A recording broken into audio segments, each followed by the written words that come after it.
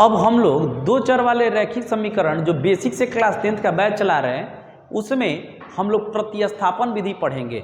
विलोपन विधि या लुप्तीकरण विधि का पूरा कॉन्सेप्ट जो है हो चुका है और नया प्लेलिस्ट भी है, उसमें आप लोग जाकर देख सकते हैं।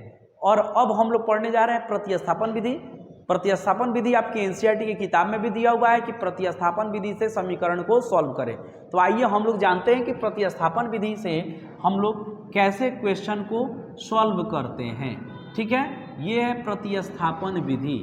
प्रतिस्थापन, अगर हम लोग इस प्रतिस्थापन शब्द को समझें तो प्रतिस्थापन को हम लोग अगर दो भाग में तोड़ देंगे, प्रति मतलब होता है दूसरे में, प्रति मतलब होगा दूसरे में, स्थापन मतलब होता है स्थापना करना या रखना। इसका होगा स्थापना करना या रखना। यानी कि हम लोग किसी समीकरण से मान अगर किसी चर राशि का निकालेंगे तो हम लोग फिर से उसी समीकरण में मान को नहीं रखेंगे, दूसरे में रख देंगे। इसी विधि को हम लोग कौन सा विधि कहेंगे? तो प्रतिस्थापन विधि। एनसीईआरटी में भी दिया हुआ है, आप लोग किताब खोल के देख सकते हैं। हालांकि जब पूरा कॉन्सेप्ट समाप्त होगा तो हम बुक का भी पूरा एक्सरसाइज बनवाएंगे, उस समय आपको और अच्छा लगेगा। तो यहाँ देखिए, जैसे हम लोग क्वेश्चन के तरफ बढ़ें, x plus Y is equal to 5 लिख दिए, x minus Y is equal to 1 लिख दिए। इसको समीकरण 1 और इसको समीकरण 2 लिख दिए।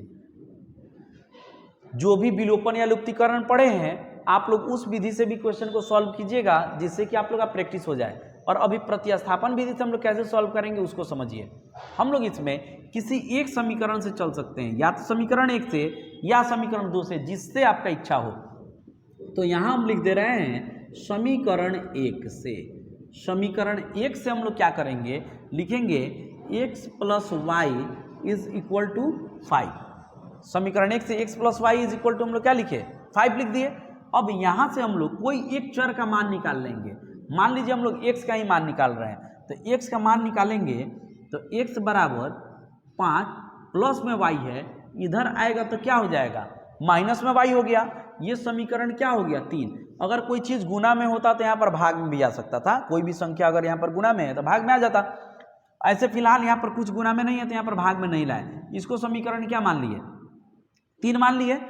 अब हम लोग क्या करेंगे, इसमें x का मान जो निकला इसको हम लोग किस समीकरण में रखेंगे, समीकरण 2 में। क्योंकि हम लोग यहाँ समीकरण 1 से चल के हम लोग चर का मान निकाले थे।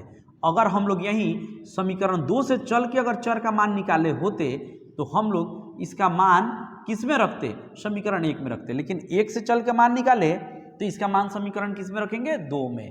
तो लिखेंगे समीकरण 2 में x का मान रखने पर, समीकरण 2 में हम लोग x का मान रख देंगे।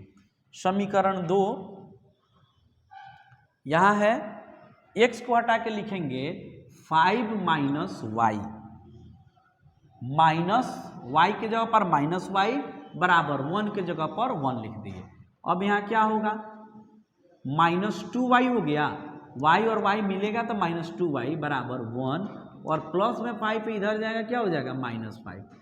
-2y is equal to -4, minus से माइनस कट गया और यहाँ 2 से इसको काटेंगे 2 बार में, तो यहाँ पर क्या लिख देंगे हम लोग, इसलिए y बराबर 2।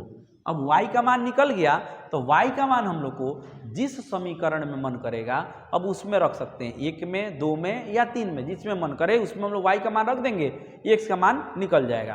तो इस y का मान हम लोग अगर समीकरण 3 में रखते तो आप लोग को लग रहा है कि x का मान यहाँ दिया हुआ है, जल्दी से बन जाएगा, तो हम लोग इसमें समीकरण 3 में ही रख देंगे।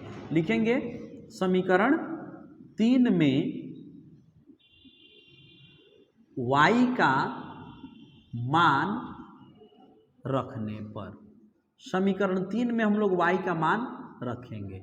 समीकरण 3 यहाँ है तो हम लोग लिखेंगे x बराबर 5 माइनस 2, यानी कि मान कितना आ गया, 3।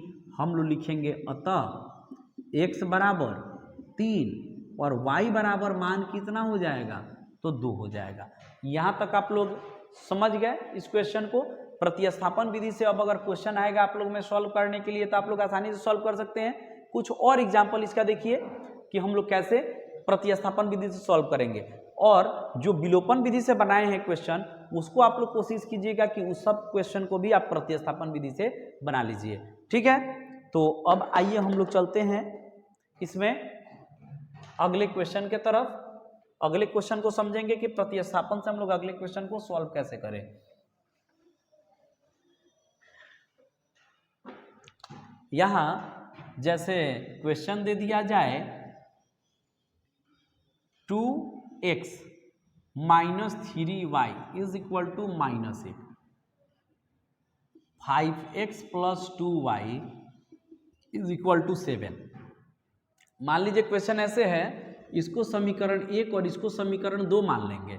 अब हम लोग करेंगे क्या, ये समीकरण 1 और ये समीकरण 2 हो गया, तो हम लोग या तो समीकरण 1 से चलेंगे या समीकरण 2 से, जिससे इच्छा हो हम लोग चल सकते हैं।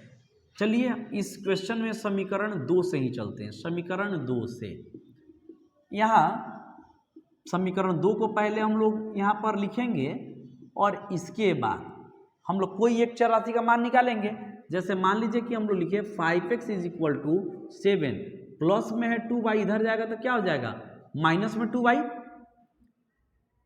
अब यहाँ गुना वाला कहाँ चलाएगा, पूरा के भाग में, तो x बराबर 7 माइनस 2y, नीचे में क्या हो जाएगा तो 5। यहाँ तक बात समझ में आ गया, इसमें समझने में दिक्कत नहीं है। कभी कभार क्या हो रहा है कि जो मोबाइल में जो तार जोड़ा गया है ना, तो उस तार पर पैर पड़ जा रहा है या पैर फंस जा रहा है चलते समय, क्योंकि हमारा ध्यान तो बोर्ड पर रह रहा है, तार पर बार बार नहीं देख पा रहे हैं, तो इस वजह से कभी कभी वीडियो जो है थोड़ा धुंधला दिख रहा होगा। तो आप लोग कुछ सेकंड के लिए वेट कीजिएगा, फिर से वीडियो जो होगा वो सही हो जाया करेगा, ठीक है। तो अब यहाँ पर क्या है कि इसको हम लोग समीकरण क्या मान लिए 3। यहाँ तक बात समझ गए। अब इसका मान हम लोग समीकरण किस में रख देंगे 1 में। क्यों, क्योंकि हम लोग 2 से चले थे, तब 2 में मान नहीं रखेंगे। प्रतिस्थापन मतलब होता है दूसरे में मान रखना। कहने का मतलब है समीकरण 2 से चले हैं तो मान किस में रखेंगे 1 में। 1 से चलते तो किस में रखते 2 में रखते। तो हम लोग लिखेंगे समीकरण 1 में x का मान रखने पर, समीकरण 1 में हम लोग अब x का मान रखेंगे। समीकरण 1 यहाँ है, रखिए मान, 2 के जगह पर 2 गुना x के जगह पर क्या लिखेंगे 7 माइनस 2y बटा 5, ऐसे लिख दिए। Minus 3y is equal to -1, ऐसे हम लोग लिख दिए। अब हम लोग इधर ही लिखते हैं, कहीं नीचे जाने पर ज़्यादा दिखे नहीं। तो यहाँ पर हम लोग क्या करेंगे, इम्प्लाई दिए और 2 से हम लोग इसमें गुना करेंगे। अगर कटने वाला होता तो नीचे कटा लेते, नहीं कटने वाला है तो इससे बारी बारी से इसमें गुना कर लेंगे। कितना आ जाएगा 14 माइनस 4y, 2 से इसमें गुना करेंगे तो 14 आएगा। माइनस के जगह पर माइनस लिखे, 2 से इसमें गुना करेंगे तो 4 हो जाएगा, और y है तो y भी लिख दिए। नीचे में कितना लिखेंगे बटा 5 माइनस 3y बराबर -1। अब इसके बाद क्या किया जाएगा, एलसीएम ले लेंगे। 5 से 5 में डिवाइड करेंगे, ये कट जाएगा, 1 आएगा। 1 से इसमें मल्टीप्लाई कर लेंगे तो कितना हो जाएगा 14 माइनस 4y माइनस, इसमें नीचे में 1 है तो 1 से हम लोग 5 में भाग लगाएंगे, कितना आएगा 5। 5 से फिर 3 में गुना कर लेंगे तो 15y बराबर -1। अब क्या होगा तो यहाँ पर है 14, दोनों माइनस में जोड़ लेंगे -19y बराबर 5 भाग में, पूरा के भाग में रहेगा तो इधर गुना में चला जाएगा। तो 1 में गुना करेंगे 5, माइनस है तो -5। अब इसके बाद क्या लिखेंगे -19y बराबर -5, और ये 14 प्लस में है, इधर जाएगा तो क्या हो जाएगा -14। अब इसके बाद हम लोग क्या लिखेंगे -19y बराबर -19 कर दिए। माइनस से माइनस तो कट गया, 19 से कितना बार में कटेगा 1 बार में, तो इसलिए y का मान कितना आ गया 1। y का मान हम लोग निकाल लिए। अब इस y का मान हम लोग उठा के समीकरण किस में रख देंगे 3 में, तो एक का मान आसानी से निकल जाएगा। लिखेंगे हम लोग y का मान समीकरण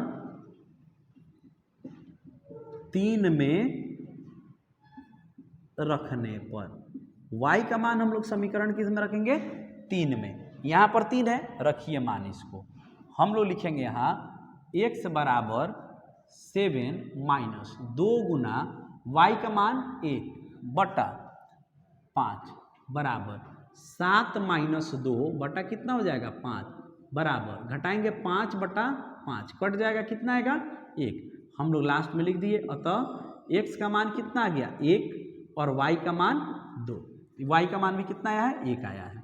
ठीक है, y का मान हम लोग निकाले थे 1 आया था। ठीक है, तो यहाँ तक हम लोग x और y का मान निकालने का समझ गए। कौन विधि से? तो प्रतिस्थापन विधि से।